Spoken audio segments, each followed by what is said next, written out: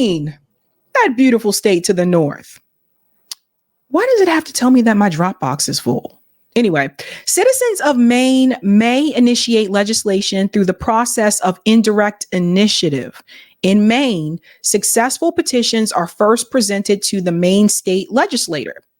If the measure is not adopted without change or is vetoed by the governor, the law is placed before the voters. The legislature may submit any amended form, substitute, or recommendation to the people alongside the bill. This alternative is treated as a competing measure. In Maine, citizens also have the power to repeal legislation via veto referendum. Maine residents may not amend their constitution via initiative or directly initiate legislation. The Maine state legislature may also place measures on the ballot as legislatively referred constitutional amendments or legislatively referred state statutes. Check this out.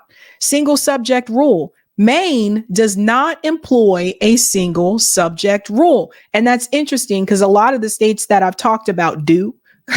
So for Maine, you can have multiple subjects a part of one ballot initiative. That's pretty interesting. And this part here, subject restrictions.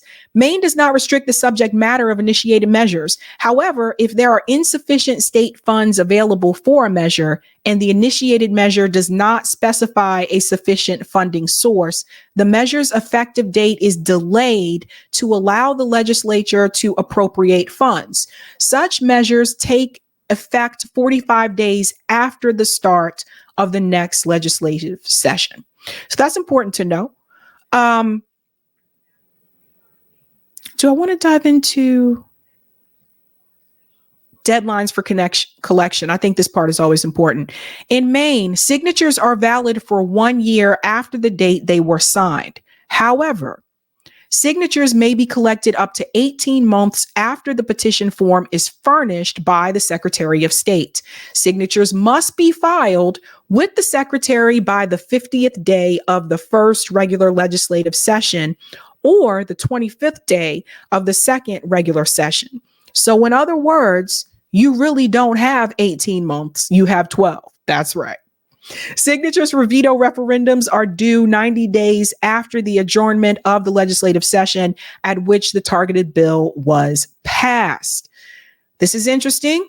Supermajority requirements. Maine initiatives do not require a supermajority for approval. This also applies to legislatively referred constitutional amendments. Moving on. And reattempting initiative. Maine does not limit how soon an initiative can be reattempted. So for my state, Massachusetts, we do have a limit. So for example, we had ranked choice voting on the ballot in 2020. It did not pass. We have to wait a certain number of years before we can bring that to the ballot again. So Maine apparently does not have that rule. Really interesting, actually. We'll go to the first initiative and then we'll finish Maine later this, I think tomorrow night. Yeah, because I'll be live tomorrow night. So we'll finish Maine tomorrow night. Maine question 1, voter approval of borrowing above $1 billion by state entities and electric cooperatives initiative. A yes vote supported requiring voter approval for certain state entities, municipal electric districts, electrification cooperatives, or consumer-owned transmission utilities to incur a total outstanding debt that exceeds $1 billion. This was approved by 65.47%. What does this do? This ballot measure required voter approval for certain state entities, municipal electric districts, electrification cooperatives, or consumer-owned transmission utilities to incur a total outstanding debt that exceeds $1 billion and required a state by the state treasurer to accompany the ballot question regarding the estimated costs of the increased debt. What did this measure have to do with Pine Tree Power Company initiative? The initiative was designed to prohibit quasi-independent state entities, reporting entities, municipal electric districts, consumer-owned transmission and distribution utilities, cooperatives or rural electrification cooperatives from incurring a total outstanding debt that exceeded 1 billion useless approved by voters at a general election. Entities exempt from the voter approval requirement from borrowing over 1 billion under this measure included the Maine Public Employees Retirement System, the Finance Authority of Maine, the Maine Health and Higher Education Facilities Authority, the Department of Transportation, the Maine Turnpike Authority, municipalities and counties, and the Maine Municipal Bond Bank, and for certain education-related programs. So it's interesting. Question 3, another initiative for November 7th, 2023 on the Maine ballot was designed to create the Pine Tree Power Company, a municipal consumer-owned electric transmission and distribution utility. This measure was designed to replace CMP and Versant, two investor-owned utilities that service the majority of Maine residents. Who were the campaigns surrounding this ballot measure? No Blank Checks and Maine Affordable Energy both led the campaign in support of the initiative. The Maine Affordable Energy Coalition also opposed the creation of Pine Tree Power Initiative, an initiative which proposed creating the Pine Tree Power Company. As of October 24th, No Blank Checks and Maine Affordable Energy collectively reported 23 million in contributions and 21.6 million in expenditures. Very interesting, ladies and gentlemen. Who supported this?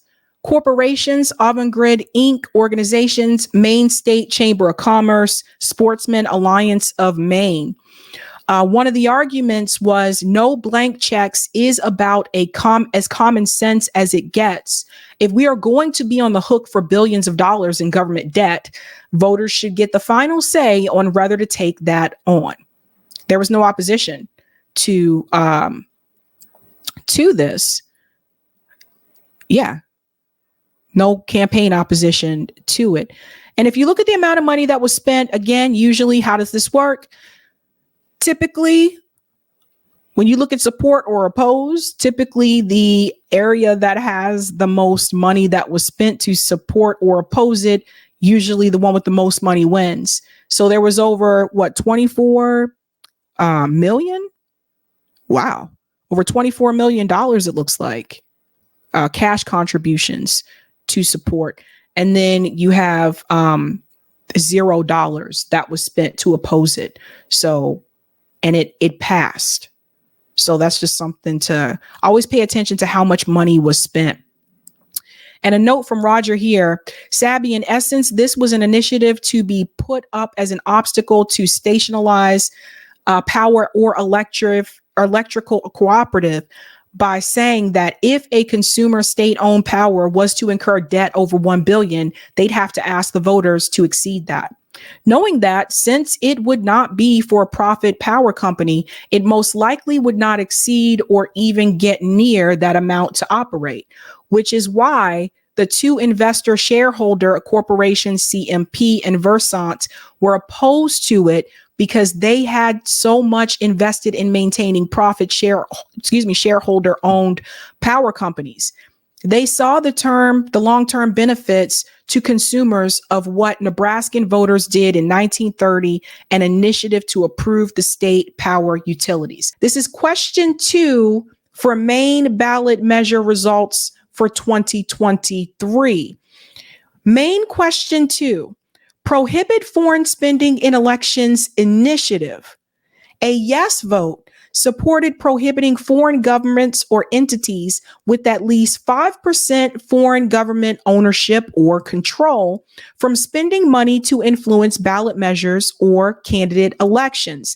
This measure was approved by 86.33%. That's a high one, man. Okay. The measure prohibited direct or indirect election spending by foreign governments, including entities with partial 5% or more equity stake, foreign government ownership or control, to influence the nomination or election of a candidate or the initiation or approval of a ballot measure. It also required disclosure on political advertisements if a foreign government or an entity that has partial foreign government ownership has control, disperses any money from the for the advertisement. At the time of the election, federal law prohibited contributions, donations, and expenditures, including independent expenditures and disbursements by foreign nationals to any federal, state, or local election, but not ballot measure elections. Question 2 added the federal prohibition to state law and included ballot measure elections. Therefore, question 2 prohibited foreign spending on ballot measure elections that federal law did not prohibit. Under question 2, a violation of the law is considered a Class C crime. The penalty for an activity prohibited under this measure is up to $5,000 or double the amount of the contribution of expenditure involved in the violation, whichever is greater. It is also called on Maine's congressional delegation to support a federal constitutional amendment to ban foreign government spending in elections. Well, would you look at that? Are there any states or cities with laws regarding foreign spending? Listen to this, folks. At the time of the election, 7 states, California, Colorado, Maryland, Nevada, North Dakota, South Dakota, and Washington State prohibited foreign nationals from making contributions to ballot measure campaigns, and 2 cities, Seattle, Washington, and San Jose, California. Go to the website, scroll down and hit measure to see the makeup.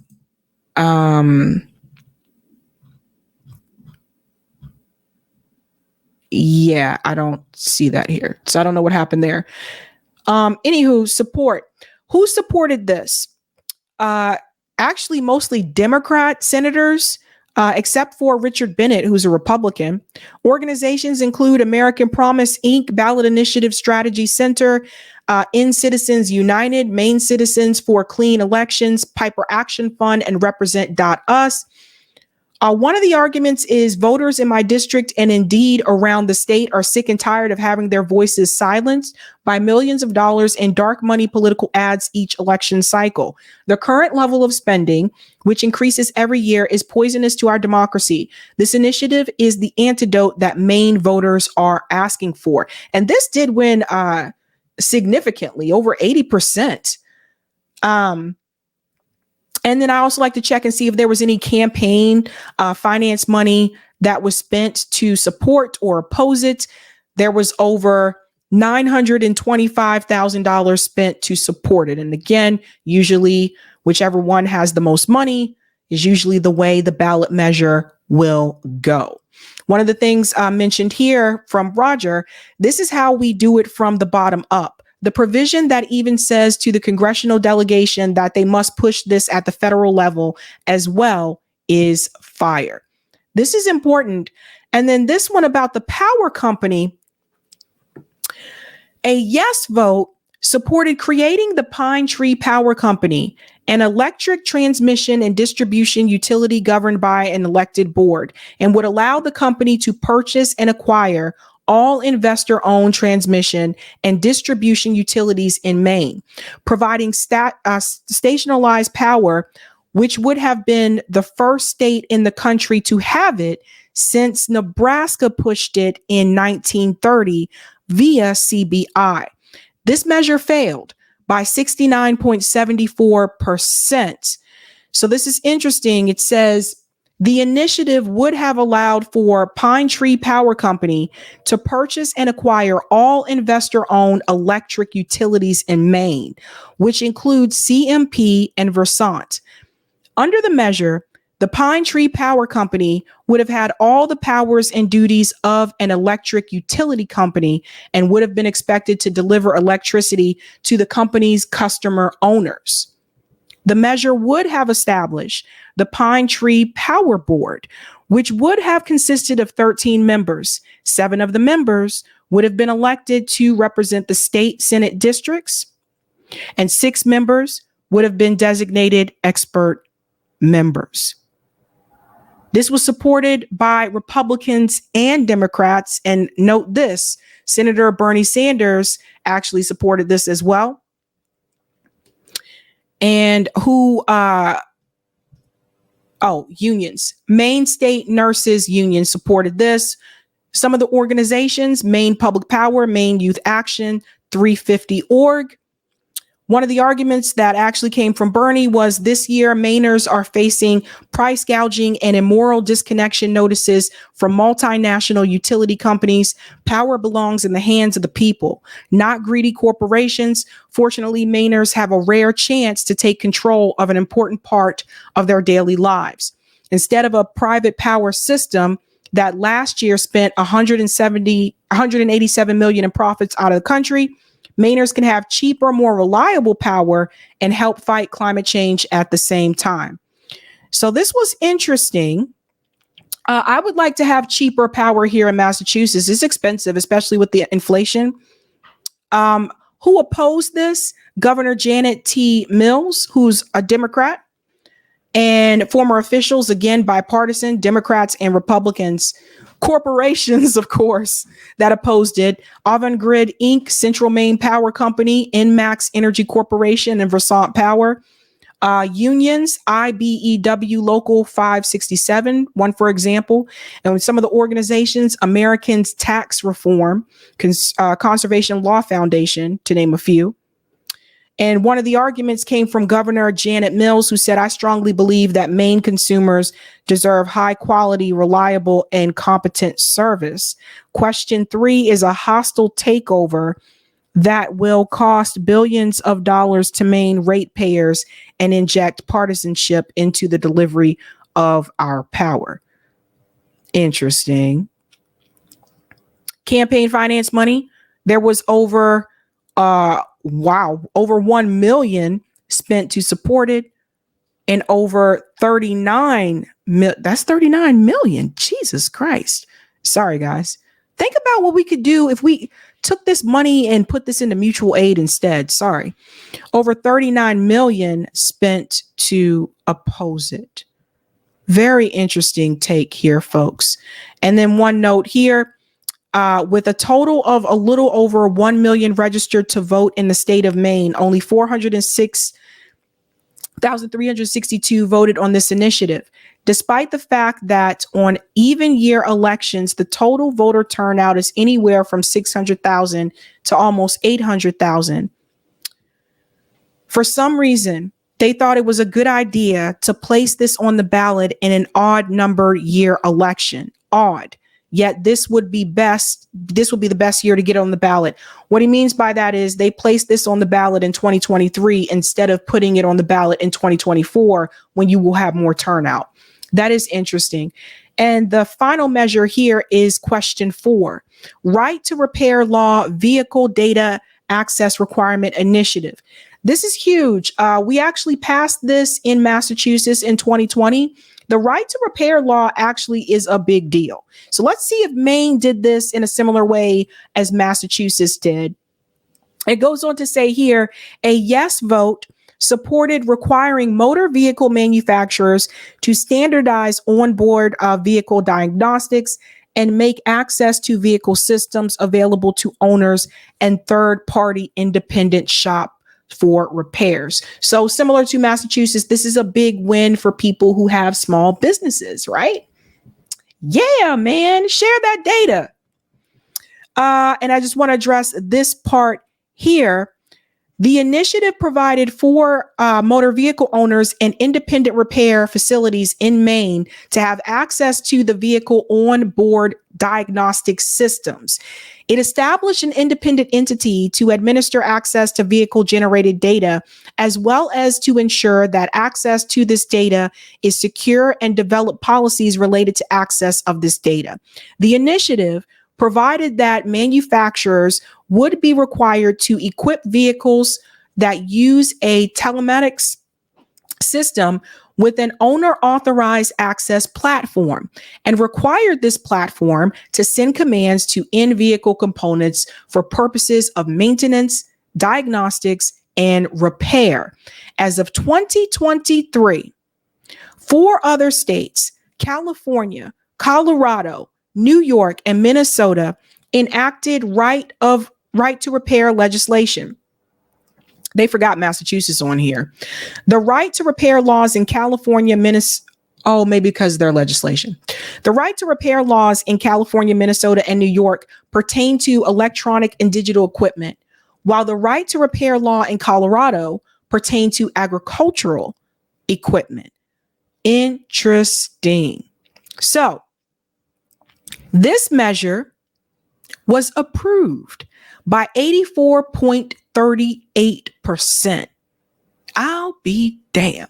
This is a good one, guys. The right to repair, just FYI. This is what I'm more familiar with. One of the organizations that supported it was Repair Association and Consumer Access to Repair Coalition. One of the arguments made by Kate Kahn says this issue is about choice. Consumers want the ability to choose where to take their cars or trucks to be repaired. They do not want to be told they can only take their autos to expensive dealerships. My mom went through this. The previous car that my mom had, she had to do that. She could only take her car to the dealership to be repaired. And her car had a lot of issues off and on throughout the years. And it's more expensive to do that, right? It's easier. It's actually easier. I feel like it's easier and it's cheaper to take your car to the mom and pop shop down the street, right? They don't charge you as much. Whenever you have to take your car to the dealership to get it repaired, they really rip you off. They nickel and dime you for everything. So I really do appreciate the right to repair. And then opposition towards this was State Representative Tiffany Roberts, who was a Democrat, organization, the Alliance for Automotive Innovations. So one of the arguments was Mainers already can have their car repaired by any repair shop they choose. And all the information needed to diagnose and repair a vehicle today is also already made available to all vehicle repair shops. Well, obviously not to all of them. Otherwise, they wouldn't have put forth this measure. Like, give me a break, man. Give me a break. So let's check out the amount that was spent in reference to campaign finance. Jesus. So you guys see all this money, over $4.9 million spent to support it. Over $116,000 was spent to oppose this ballot measure. And Roger added a note here, peep the dollar spent in support compared to oppose. I never thought the bad guys would get swamped like this. A lot of times with these ballot measures, whichever side has the most money is the side that usually wins. Sometimes states will not feel comfortable, organizations will not feel comfortable putting forth a measure on the ballot if they don't have enough support for it, because big money will always come in and try to stop it. But this time it did not. So right to repair to me is just, it's a no-brainer now. I wish everybody had this, to keep it real. And then the last one, this is a ratification. Main question 5, change time period of judicial review of initiative petitions amendment. A yes vote supported the constitutional amendment to change the timeline for the judicial review of initiative pensions. This includes changing the review period from within 100 days of a petition being filed to within 100 business days of it being filed, and allowing the judicial review period to begin 30 days after a general election when the initiative petition is filed within 30 days of a general election. This measure was ratified by 57.70%. Who supported it? Bipartisan support across the board, actually, here. And then one of the arguments here, LD 1012 in conjunction with LD 233, heard last month, is an important bill that will protect the integrity of Maine elections by smoothing out the workflow requirements placed on a small election staff without creating a significant impact on the petitions process or increase cost to the Senate. Specifically, LD 1012 changes the time period for judicial review of the validity of a written petition from 100 days after submission of the petition to 100 days after the deadline for submission to the Elections Division. This bill does not change the amount of time a petition campaign has to gather signatures, nor the lifespan of those signatures. Interesting. There was zero money spent to support or oppose. One note here from Roger was that this was done to lengthen the time for signature verification, since when you include weekends, when no one is there, they had it that those days are still counted, despite no signature verification has taken place on weekends. This is question 6.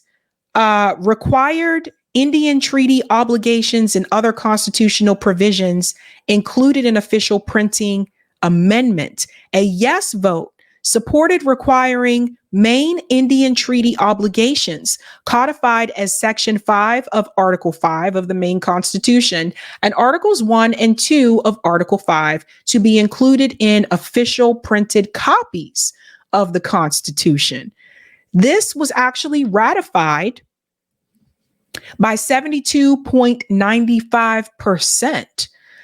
A little note here. In other words, it recognizes the Wabanaki Indigenous people explicitly instead of implicitly in the Maine Constitution. That's interesting. Question 7, remove residency requirement for initiative petition circulators, amendment.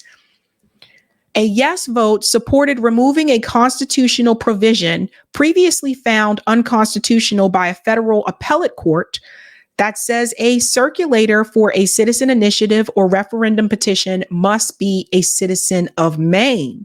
The constitutional provision still stands that requires circulators of citizen petitions to be residents of the state.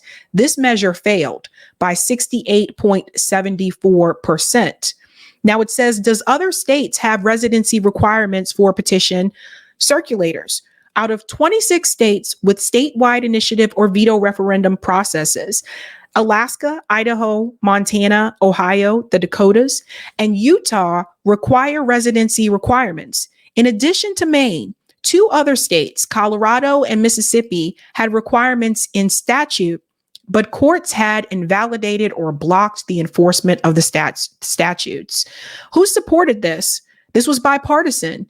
Senator Greg Hickman, Representative David Boyer, and Representative Laura Suppica. One of the arguments for this was this bill is simply to align the Maine Constitution with the First Circuit Court's decision, which affirmed a U.S. District Court decision that requiring a circulator to be a Maine resident and to satisfy the voter registration requirements for Maine violates the First Amendment, as incorporated against the states by the Due Process Clause of the 14th Amendment. Who opposed this? It says Ballotpedia did not locate a campaign in opposition to the ballot measure. Interesting. There was zero money spent to support or oppose this measure. And then we get to the final one, which is Maine question 8. Constitutional provision prohibiting voting for individuals under guardianship due to mental illness amendment. A yes vote supported removing a constitutional provision found unconstitutional by a federal district court in 2001 that says individuals under guardianship for reasons of mental illness cannot vote for governor, senators, and representatives. This measure failed by 53.42%. Question 8 would have amended the Maine Constitution to allow individuals under a guardianship due to mental illness to be able to vote in elections for governor, senators, and representatives. The amendment was designed to align the Maine Constitution with the Doe v. Roe decision of the U.S. District Court, which found that Article 2, Section 1 of the Maine Constitution, along with an existing Maine statute, violate both the Due Process Clause and the Equal Protection Clause of the 14th Amendment in the Constitution. Interesting. The Disability Rights Center of Maine filed a lawsuit in federal court in Maine on behalf of 3 individuals who were under guardianship because of mental illness in 2000. The lawsuit challenged the constitutionality of the relevant part of the Article 2, Section 1, finding the language unconstitutional. Ultimately, the case failed to repeal or modify this constitutional language. This was supported by Democrats and only Democrat representatives. Organizations that supported this, Disability Rights of Maine. Interesting, ladies and gentlemen. There was no campaign finance money spent to support or oppose it. A little note here from Roger Meadows. Come on, Mainers. You afraid of letting these people vote? That ain't democracy. Who are we to label someone too incompetent to vote? You know how many people who have not been labeled by the state as mentally disabled who still get to vote? Look how close the vote was. Why would you put these things on the ballot on an odd number election year anyway? That one is very concerning. Like, why would you make it so that someone who has a mental illness can't vote? Yikes.